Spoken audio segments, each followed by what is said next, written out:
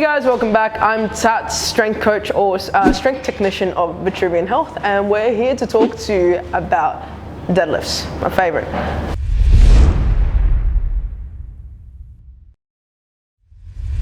Okay, so today we have one of my lovely trainers here, Eddie, who's going to perform a deadlift variation. Eddie has performed the deadlift before. He can go up to, 120 kilos? Is that correct? Yes.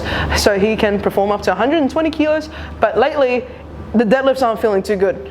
So whether you're a coach, client, member, whoever you are, we're going to be here today to look at what's going on.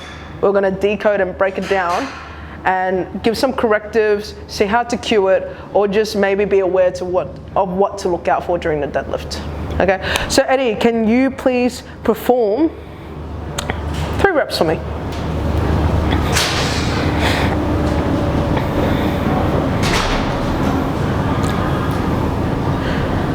Let's go again.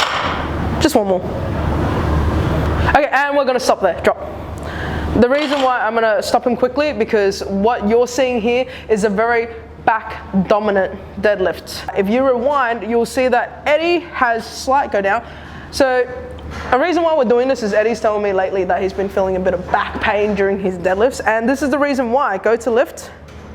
So stop, go back down. Okay, he's already going into slight lumbar flexion, okay, before he even lifts. Stand up without the bar. So remember what we talked about, the neutral spine, yeah? The lumbar has slight extension into it. When he goes to set up, this should be happening, and instead, pull your stomach in.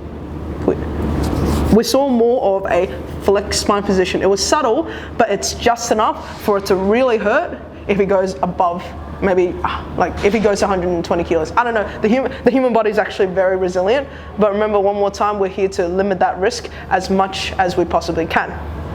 Okay, so Eddie is doing a back dominant deadlift because if you rewind and also look back to how he locks out, he goes into continuous extension of the lumbar spine. And the reason of that is he's not using his butt.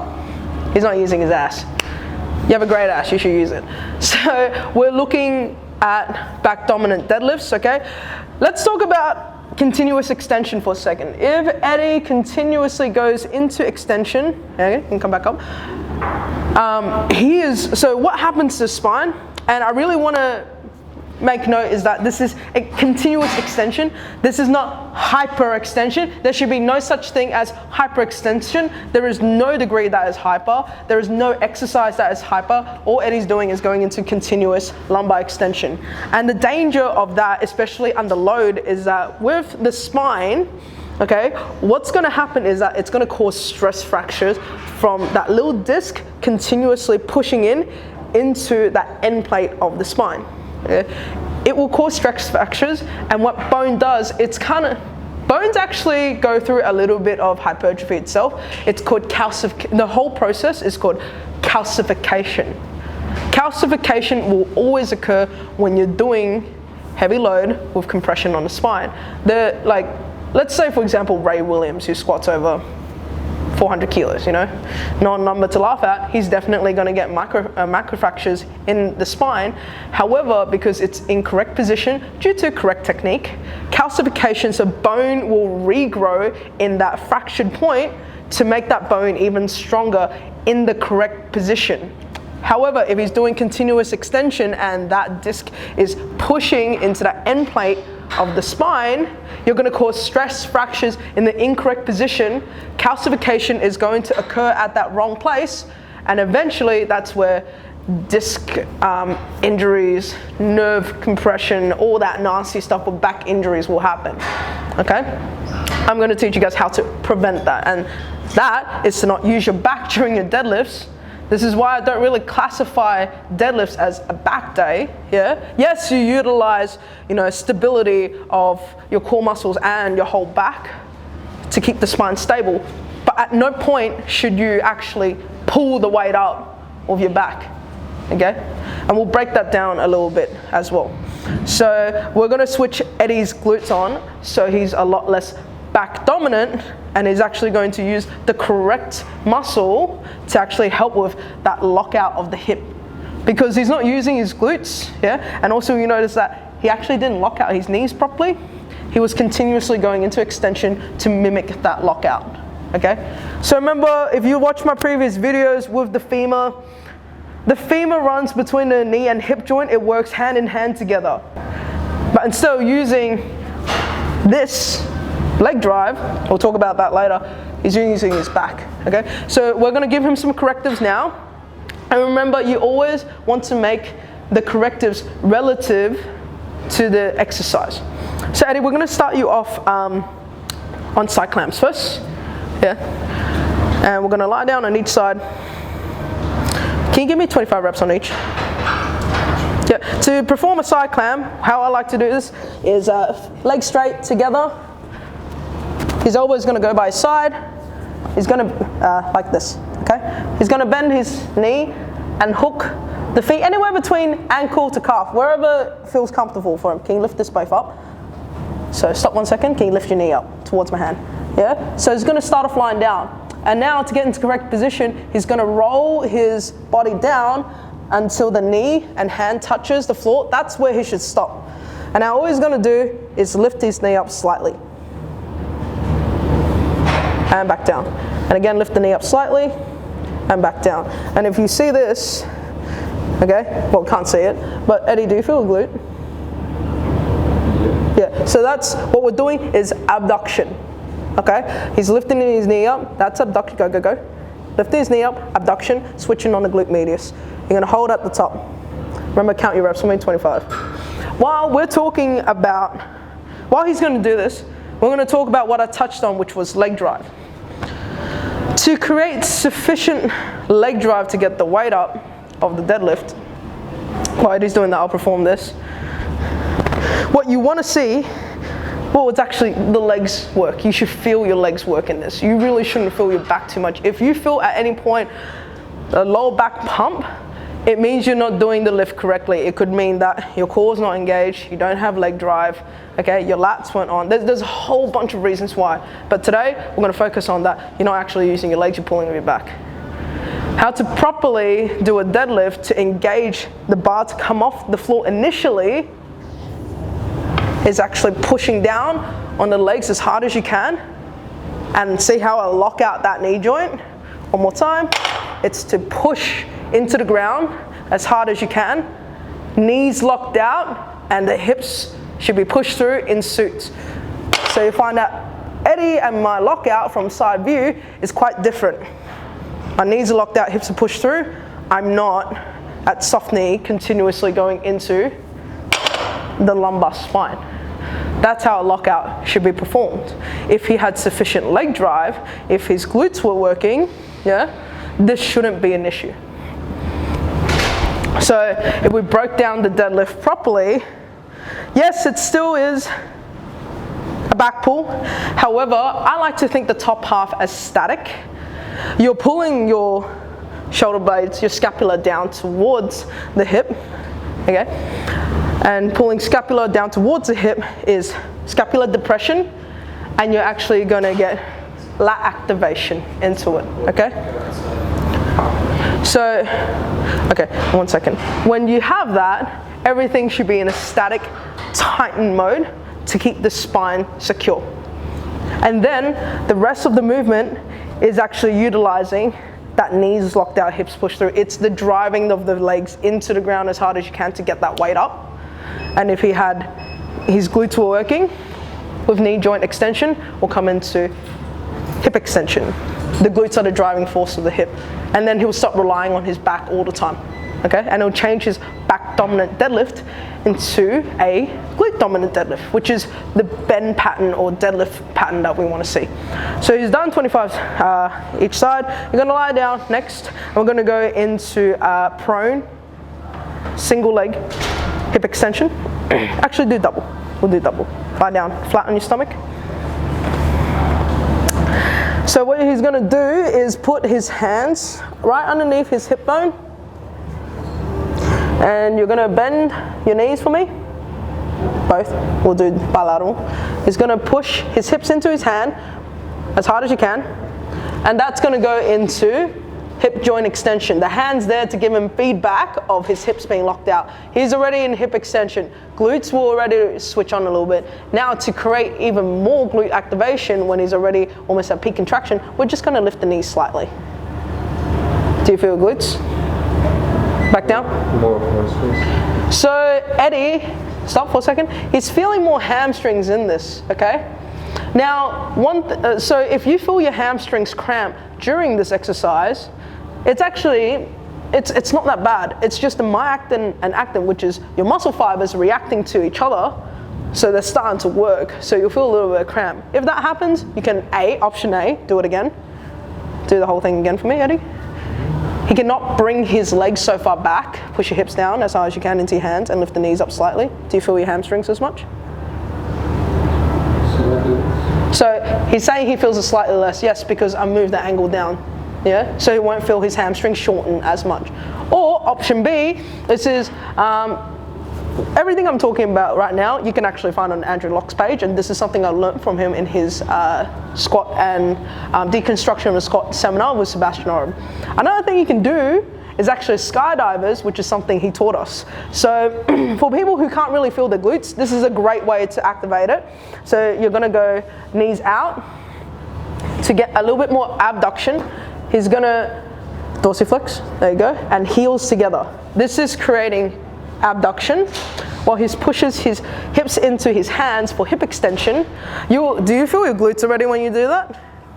I feel more slightly bit in the back. He's starting to feel a little bit in the back, okay?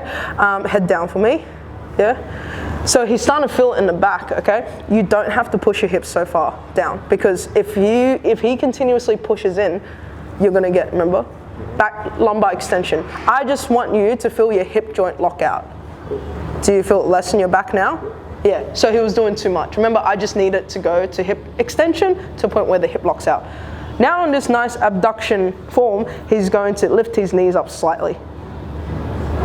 There's not much to go because he already feels his glutes straight away, correct? Yep. Yeah, so this is a great way to give people, if they're like, oh, I can't feel my glutes, do these. I guarantee you, they'll feel them. You don't need much range, you don't need to lift as high as you can. He doesn't need to go any higher than that because he's going to go into lumbar extension. I only want glutes. So up and down, do this 15 times for me. Cramp. Oh, he's got a cramp. Where? Hamstring. Hamstring. Okay, so don't pull your knees so far in a bent position. Down more. Now go. Hips in and up. Better? Yep. Yeah. Tight boy. Okay. So do 15 of these for me. So one more time. These are called skydivers. Great for people who can't feel their glutes. All right. So talking back into what we were discussing before about the deadlift being more of a push pattern instead of pull. So one more time, you do need the pull of the back, but it's actually pulling your scapula, so your shoulder blade down towards the hip to get scapular depression, to get lat activation. Yeah. So you see that instantly when I do that, lat switches on. I stand in a little bit more of an upright posture, and that engages my entire back. For those of you watching, I want you to do this. Oh, and one more thing, can you turn around now? On your back. Can you do hip extensions? Both feet down, as hard as you can. Extensions. Yeah. Pushing down as hard as you can into your feet to drive the hips up. Good. Push down the feet as hard as you can. Stop. So before we go into that, do it again. You kind of tuck your hips in. Does anyone see Eddie like curve his pelvis in slightly at the top? Yeah? Do it.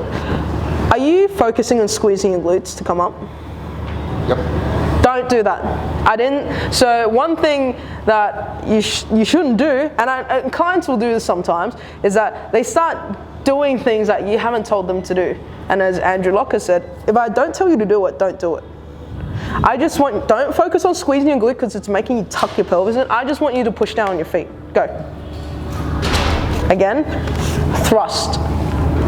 Up. Don't focus on squeezing your glutes, see that? Because you're still focusing on curving this up. Yeah? I don't need that.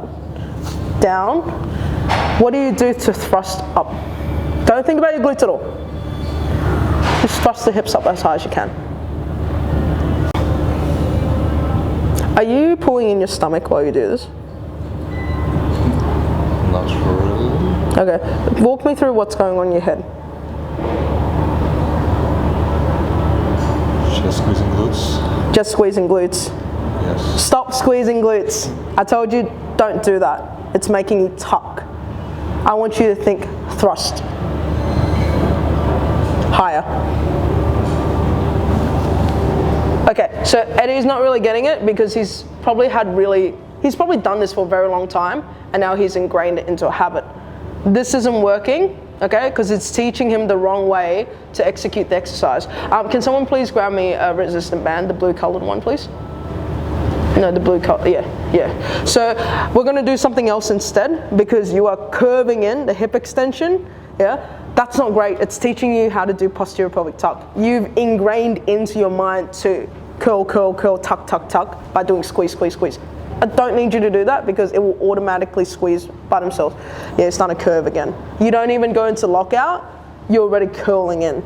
Another reason why you're probably doing a back dominant deadlift.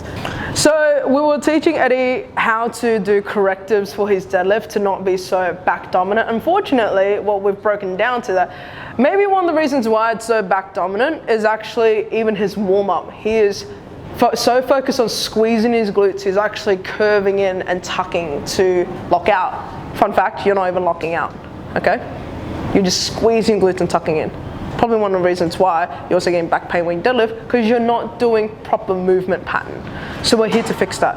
One more time, Andrew Locke, I'm gonna repeat him all the time. He's a great, you know what, he's just a coach. He's a great physio, great coach. Should just check out his page. But we're gonna do some banded lockouts. You're gonna walk all the way in. This is gonna give you proprioceptive feedback, okay, for you to lock your hips out against.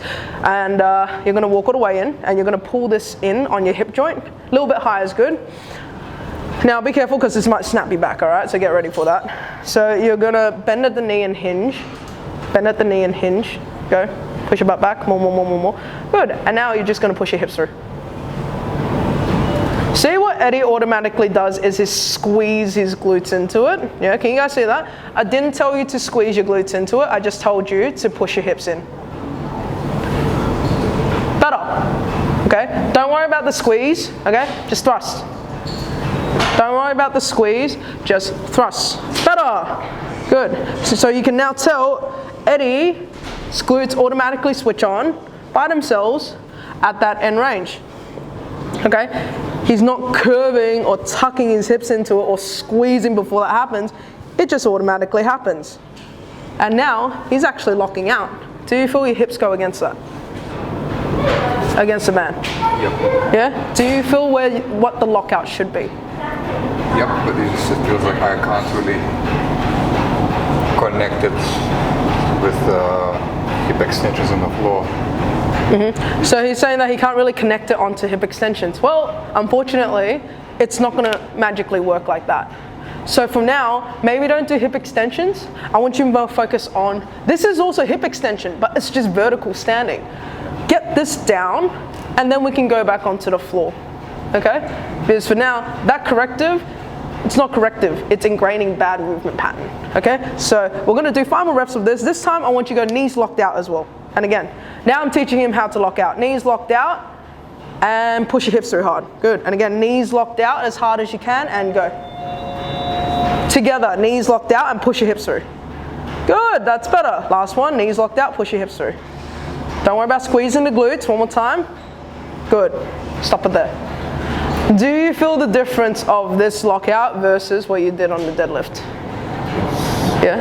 What's different about it? A little bit louder, please. The difference is you can go in the lower back. It feels like it's stopping me beforehand. Okay, cool. So what do you know? Now it's actually not going into his lower back anymore, yeah? It's stopping before that, and now he can actually get proper hip extension into it, okay? So one more time, you're gonna stop doing those. You know what, if you can do it with a good movement pattern, that's a great exercise to go into it, but you're not doing that correctly. So until you fix that movement pattern, you're gonna need this, which is gonna give you proprioceptive feedback of you to lock into, okay? Okay, so now that we've done the banded lockout, we're gonna come back into your deadlifts once we have proper movement pattern installed, okay? Now, before we got cut off from what just happened, we were talking about, turn around for me. We were talking about how to, all the way, thank you. We were talking about how to do the back pull portion of the deadlift, which is pulling the scapula down towards the hip, which is scapular depression, yeah? You'll get slightest bit of retraction, that's okay, to engage the lats, to help secure the spine during a deadlift. Now, for those of you watching at home, I want you to do this with me right now. Completely relax for me, yeah? You're gonna push your arms down towards the floor, lock out your arms. Stop that. You're gonna reach your arms down towards the floor and lock out your arms, okay? From here, don't do it yet, come on, I didn't tell you to do that. Just reach down towards the floor and lock out your arms. Good, okay? Eddie has very good, you know what, can you take your shirt off? Do you mind? Come on, Eddie, show us the goods, strip. Great model, a lot of muscle, yeah? Sorry, Jordan. So we're gonna lock out, yeah? And already you can tell. Okay, cool. Awesome. Great boss, very helpful, thank you. So you're gonna lock out and reach down towards the floor. Those of you at home, sorry about all that, please do that. Okay, and you're gonna pull the shoulder down towards the hip. Do you feel your lat work? Yep. Okay, but remember there's also the cervical spine. Yeah, that's not on yet. Eddie's quite relaxed here. Without tilting your head up, yeah, I want you to think you're gonna lengthen your entire spine up this way. Cool, a little bit more lat, yeah? But can you also feel that now you have your neck extensors working as well? Yep. This is what Eddie needs, okay? In the pull motion of this back. He's pulling the scapula down towards, he's pulling his head up towards the sky, he's engaging his entire back. There is also something called thoracolumbar fascia, which attaches from the head of the humerus into the pelvis, okay? That cross section is now, everything's secure, everything's working, everything's lit up. It's going to help with stabilizing that spine, especially under huge compression of load, all right? Cool, so Eddie, you can put your shirt back on now, thank you. One more time, Eddie, you're gonna grab the bar for me. We're gonna do everything we just talked about. The biggest thing for you to focus on, and for you guys as well, take your time. I don't want you to rush this. It's not a fucking competition, just take your time, okay? Reach down to the bar, like you normally do.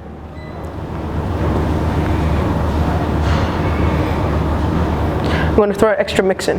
Remember what we did with the lats and the spine? You're going to pull your shoulders down towards the hip with locked out arms. You're going to lengthen, look up more, and you're going to lengthen the entire spine.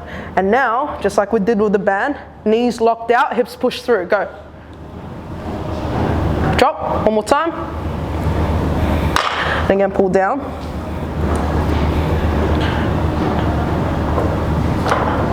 And drop. So you see that at the bottom, if you rewind, his spine was in a beautiful neutrality. Yeah, he had slight extension going on, okay? Great, like, muscular definition. You can tell that everything was switched on. And now for his lockout, he wasn't going into continuous extension, yeah? But he's actually standing where he's locking out where he's supposed to be in neutral spine, with knees locked out and hips pushed through. Okay, just by getting the glutes on, just by doing leg drive, just by doing scapular depression, do you feel your back anymore during that? Nope. No, exactly. You shouldn't feel your back. It's not a back yeah, it is a back exercise, but you shouldn't feel a lower back pump. This should not be working. It should be this, and it should be this, the bigger muscles of the body, okay? It's not perfect. There is at least 5 more things I can pick out at.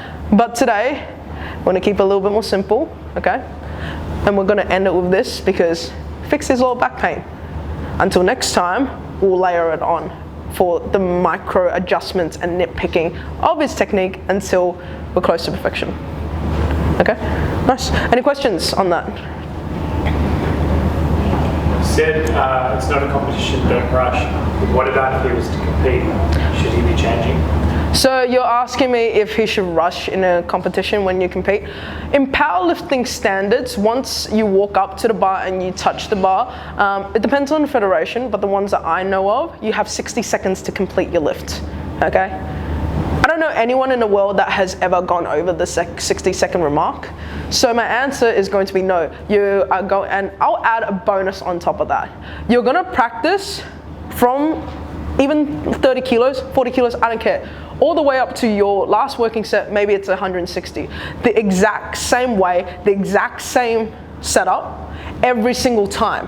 You're gonna take your time, you're gonna practice your form, you're gonna respect that fucking barbell, and you're gonna treat it like 160 kilos even if it's 40. I see people doing this all the time where they rush, they rip the weight off the ground, they get a back pump, and then they finally go into the whatever working set they do, and they take it seriously. By then, they're like, oh, shit, my back, yeah? Don't be that idiot. Do your correctives, take your time, practice your perfection, practice your skill. As Sebastian Oreb says, there's a 10,000 rep rule, okay? But it has to be effective reps. If you're doing 10,000 shit reps because you're rushing it, well, you're on a one-stop ticket to injury town. So you need to do it as perfect as possible every single time, from start to finish. So you're telling me the strongest don't rush? Sorry? So they're even the strongest in the world don't rush? You're telling me the strongest don't rush? No, they don't. And if you see the power and speed come through, well, guess what? It's because they've practiced it time and time and time and time and time and time.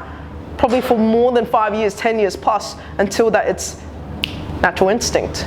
But still then, there will always be things to perfect, because every single time you add more weight on, it's going to be a new 10,000 reps. Probably, just to rephrase it for you, so we're talking about where do you get your information from? You get it from the strongest. Name a few and be like, if the best in the world don't do it, why should you? Okay, do you want me to say that all again? Like you said that with your clients really well. Yeah. That's what I'm going to get out of you. Okay, so you want me to answer that question again? Just like with this. Okay. Rushing. So why shouldn't I rush? So Carl, your question was that why shouldn't you rush? Well, I get coached, I get mentored by the best in the world, Carl included. I get coached by the best in the world who trains the strongest people on the planet, okay?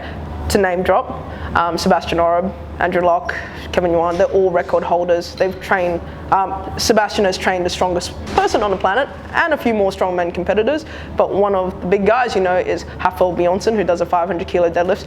He did not rush this. He practiced it time and time and time again and became a natural instinct, to the point where that, don't get me wrong, even at that point, there will always be things to look out for, because every time you add weight onto that bar, it's a new 10,000 reps, okay? But if the strongest people in the world do it, why shouldn't you? I don't think they're fucking it up, but if you get back pain, I think there's something wrong there. Does that answer your question? Ben, questions? No questions? Mike, any questions on the deadlift? I have one question, but it's not on the deadlift specifically, it's about the relationship between how much you should lift with the deadlift compared to bench press compared to squat. Okay, so you talk about, so to rephrase your question, you're asking relative to body weight, how much you should be squat, bench, and deadlifting. Okay, there's a lot of answers to that. But if we're talking about general strength, you should be able to squat 2 times your body weight, whether you're male or female. You should be able to do 1.4 times your body weight in bench, maybe 1.2 for some females. I beg to differ. I like, you know, and you should also be able to do 2.4 times your body weight in deadlifts. Okay, genetically, every single person in the world should be able to do that. Okay, biologically, you should be able to do that. However, if you ask me what the weight should be for you personally, I'm not too sure. I haven't seen you do any of these lifts before, and my rule is always the exact same thing. You need, and it's Sebastian's rule actually, you need to earn the right to add weight to the bar.